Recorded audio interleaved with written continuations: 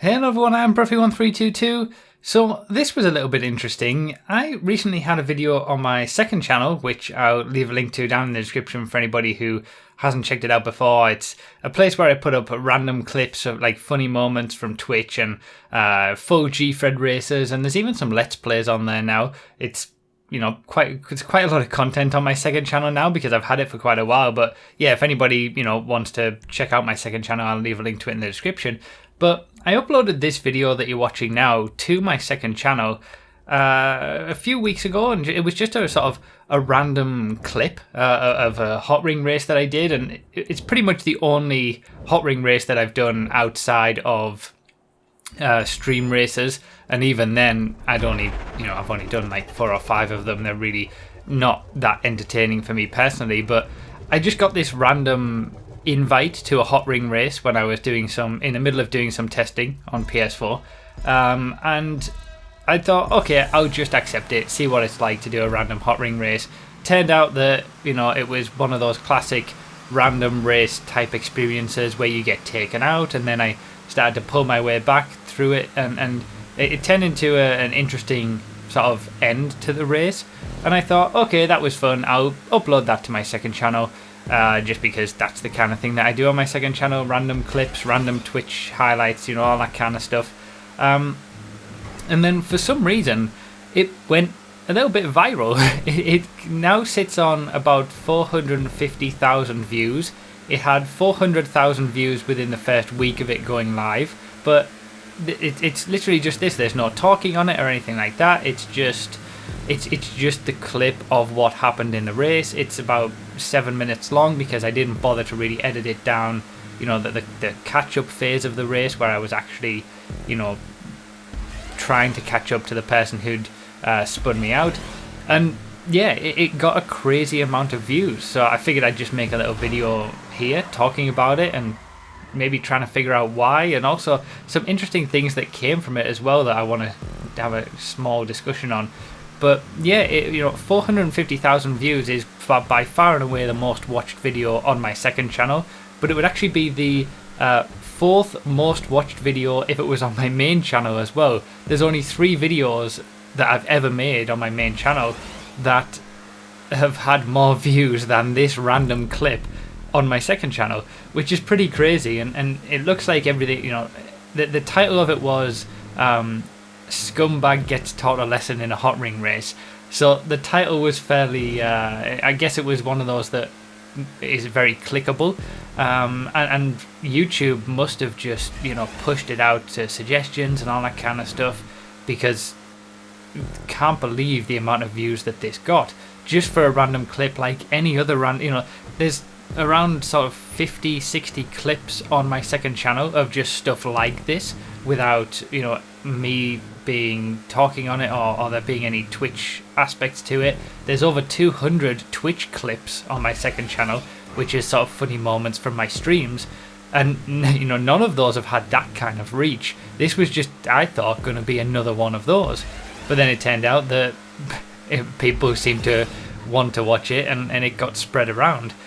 Now, probably, that, like I say, the title is the reason for that. The fact that it was a hot ring race and they were fairly new as well when I first put this up on my second channel, so it got a lot of people in. And it's something interesting that really came from that was the discussion, that the comments. The comments were very split, because this is obviously spread to a lot of people who don't know anything about me, don't know anything about what we do on my channel when it comes to proper racing and all that kind of stuff.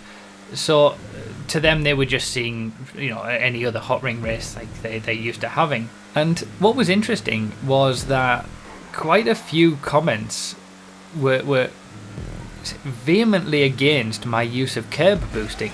Obviously most of us on this channel are aware of what that is, and I think all of us in the racing community have kind of just accepted it as part of it, and everybody does that to be quick, and that's just what it is.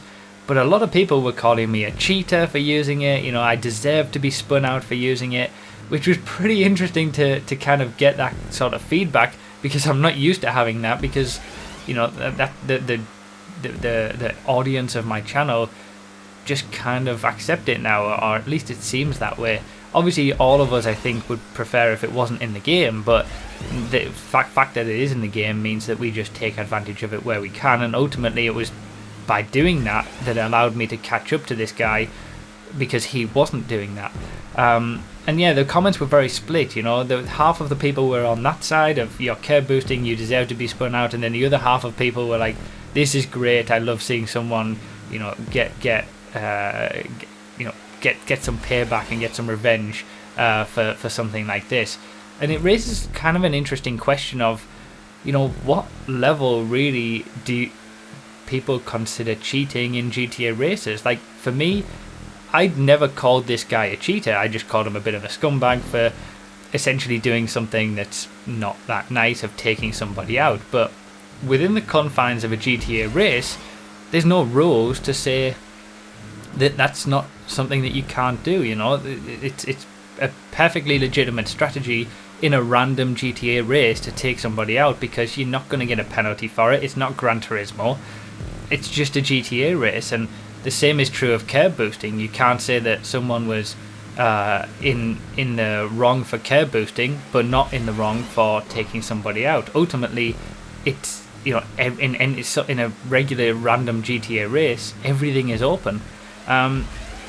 So it's just an interesting discussion to have, and I want to hear your guys' thoughts on it, because, you know, in the racing community, obviously we have our own rules if we do clean racing, but outside of that community, really there's no rules. And, you know, I never said that this guy was cheating for taking me out. I just called him a bit of a scumbag because it was not a nice thing to do, but ultimately he was well within his rights to do that, as I was well within my rights to curb boost all over the place and stuff like that. So it's just interesting to see people's, you know, different perspectives on these things, and what constitutes cheating, what constitutes being a scumbag, it's interesting that people have very different ideas of what racing should be, that is ultimately outside of the actuality of it, which is all is fine really in a GTA race, because there's no official penalties going on, unless you're in sort of, like we are, a proper racing community about it. So, you know, just that's what these discussion videos are about sometimes. I just want to get some feedback and get some thoughts from everybody else, and let's have a discussion within our little community here about it. First of all, about the fact that this has gone, you know, so viral in terms of, you know, GTA videos and my videos. Like I said, it's gone crazy views for what my videos usually get, and specifically my second channel. What was it that made this go so viral? What was it that made this get so many views?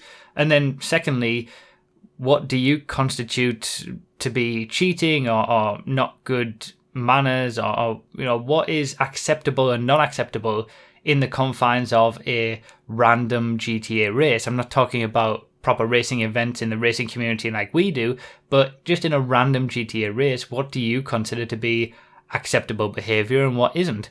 But yeah, as always, thank you guys for all the support. It really means a lot. And yeah, like I said, let me know your thoughts down below. So that's pretty much it. Thank you so much for watching, everyone. I really do appreciate it, and I'll see you next time.